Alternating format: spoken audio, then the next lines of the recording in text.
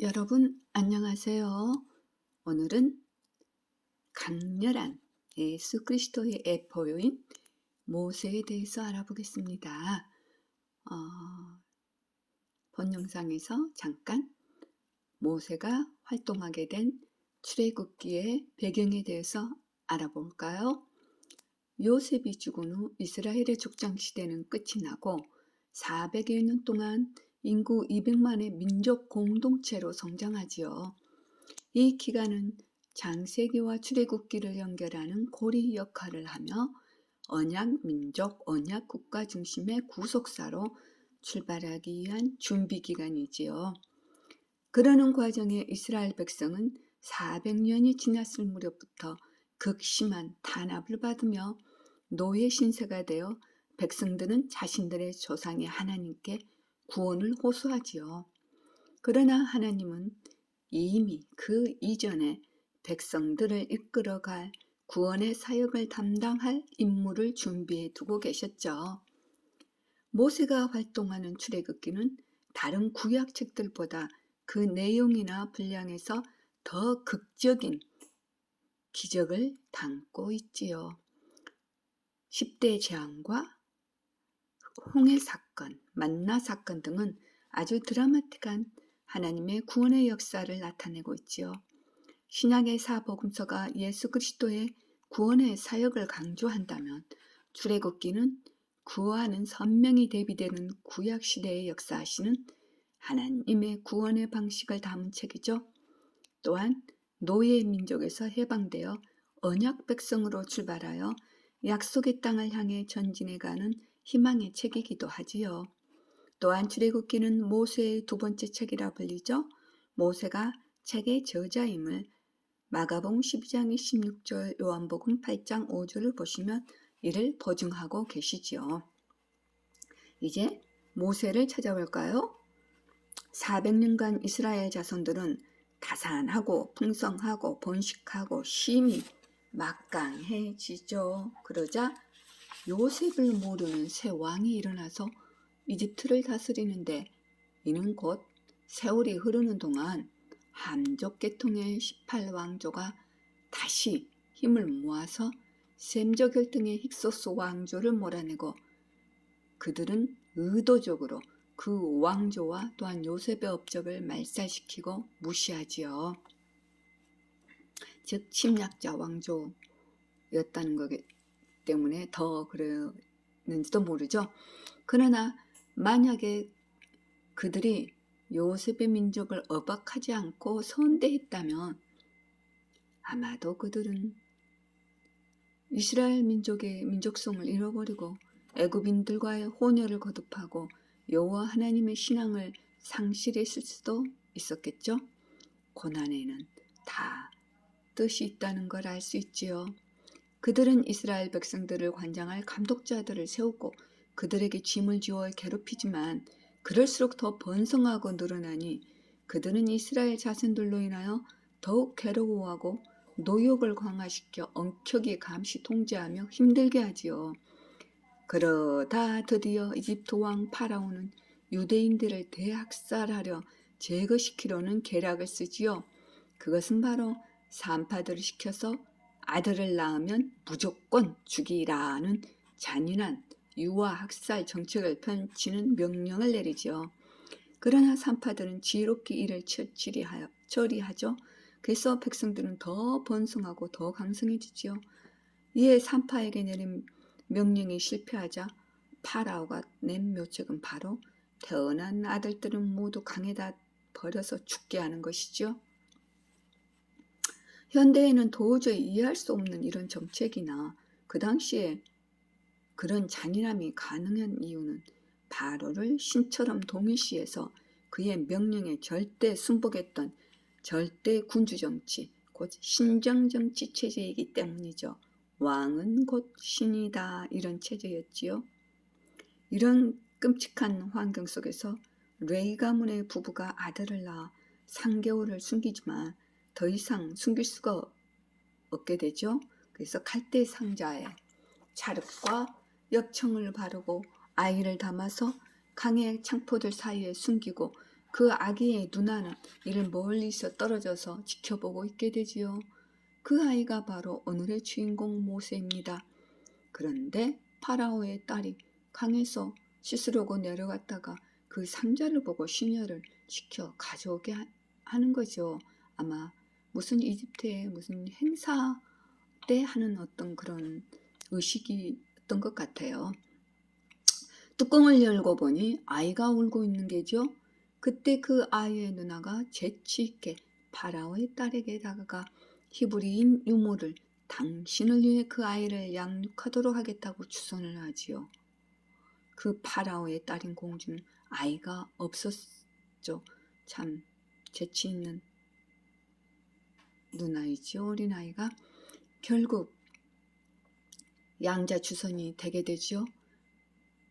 생사가 갈리는 순간에 그 아이는 다시 부모에게 연결이 되고 공주에게 양육비를 받으면서 다시 데려다가 키우게 되지요.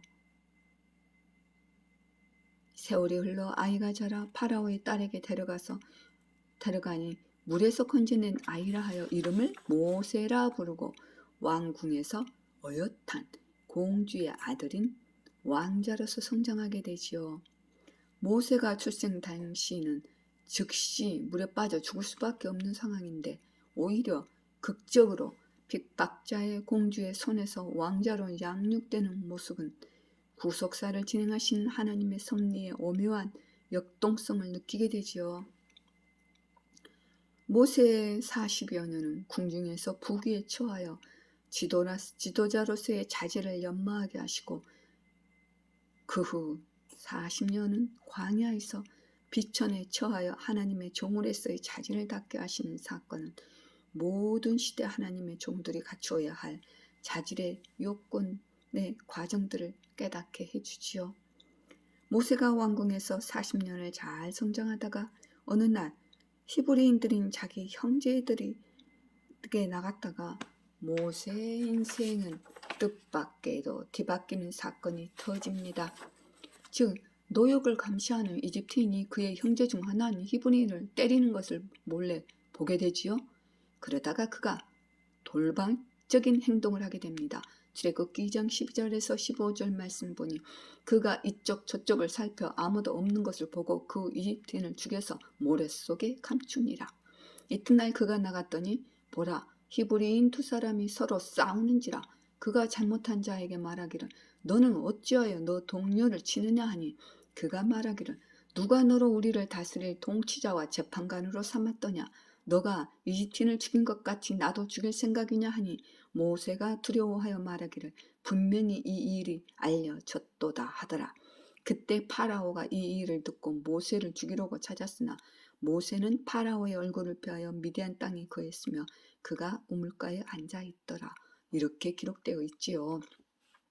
이를 다시 풀어보자면은 모세가 바로의 추격을 피하여 미디안 땅으로 도주할 수 있었던 것은 미디안과 이집트의 빈번한 전쟁으로 인하여서 이집트에서 정치적 망명자나 범죄자는 이집트군의 추격을 피하여 미디안 쪽으로 도주하는 것이 가장 안전한 방법이었고 일반된 상례였던 것 같아요.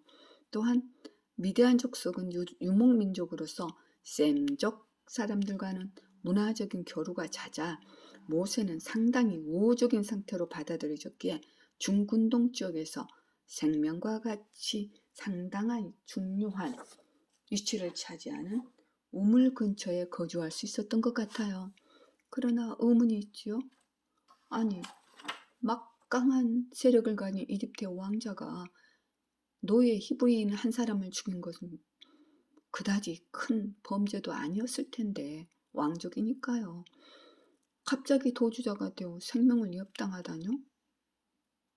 권력이 막강한데 왜 그런 상황이 되었는지 잠깐 살펴볼까요?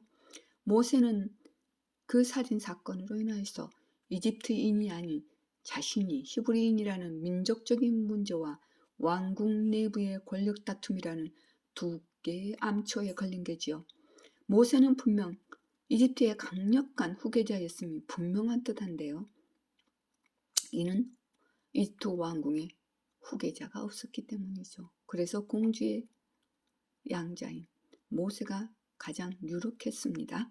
이를 두려워하고 견제하는 세력에 의해 모세를 제지할 좋은 기회를 만난 게지요.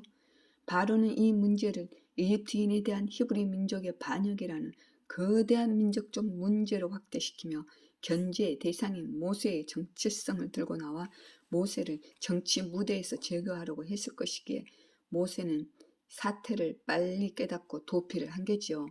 만약에 모세가 자신은 히브리인이 아니라고 반박하거나 공주의 아들의 신분을 내세웠다면 문제는 달라질 수도 있었겠죠. 그럼 모세의 이런 결단과 행동을 신약 성경에서는 어떻게 증거하고 있는지 찾아볼까요?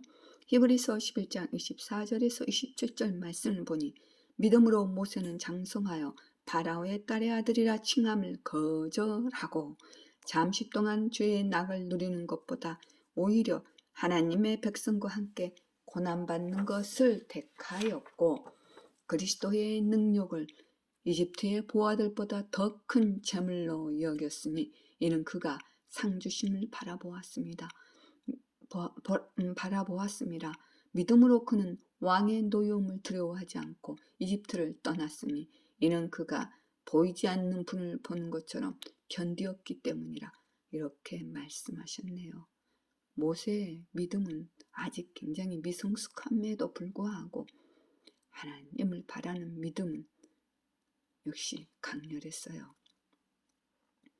모세가 우물가에 거하던 어느 날 미디안 제사장의 7 딸들이 양떼에게 물을 먹이려고 우물가에 왔으나 다른 목자들이 이들을 쫓아내지요. 이에 모세가 그들을 도와 양떼에게 물을 주니 그 딸들은 모세의 도움으로 인하여 평소보다 훨씬 빨리 양떼에게 물을 먹이고 귀가할 수 있게 됐죠. 그러자 그들의 아비가 사연을 듣고 모세를 불러 음식을 먹게 하도록 선의를 베풀지요. 혼자 외롭게 있던 모세가 미디안 제사장 일가와 함께 있게 된 것을 만족해하자 그가 모세에게 그의 딸 시보라를 아내로 주고 모세는 아들을 낳자 이름을 게르솜이라 지어주죠. 자신의 신세와 같은 이름을요. 세월이 지나서 모세를 죽이려 했던 이집트 왕은 죽고 이스라엘 자손들은 노예 생활로 인하여서 단식하며 부르짖으니 하나님께서 그 신음소리를 들으시고 아브라함과 이삭과 야곱과 맺은 언약을 기억하시고 이스라엘 자손들을 굽어보시며 관심을 가지시지요. 그러다 드디어 하나님께서 모세를 찾아오시어 부르시는 사건이 일어납니다. 그의 연단 기간이 아마도 마무리되어 가는 것일까요?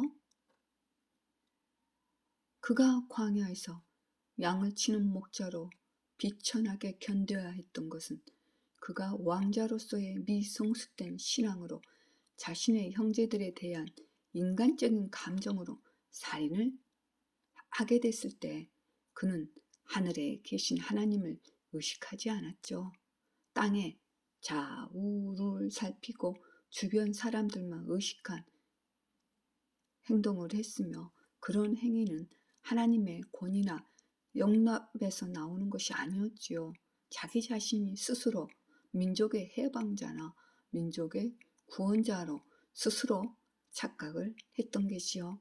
단지 자신의 혈기와 의문을 못 이긴 데서 나온 우발적 사건으로 하나님께서 그를 부르시기 전에 스스로 이스라엘 민족의 심판자로 구원자로 자신을 과신하고 자처하는 잘못을 범했기 때문이지요. 이 사건을 통해서 그의 신앙적인 미성숙함은 그를 미디안 광야에서 40년에 걸친 고난의 삶을 살게 되지요.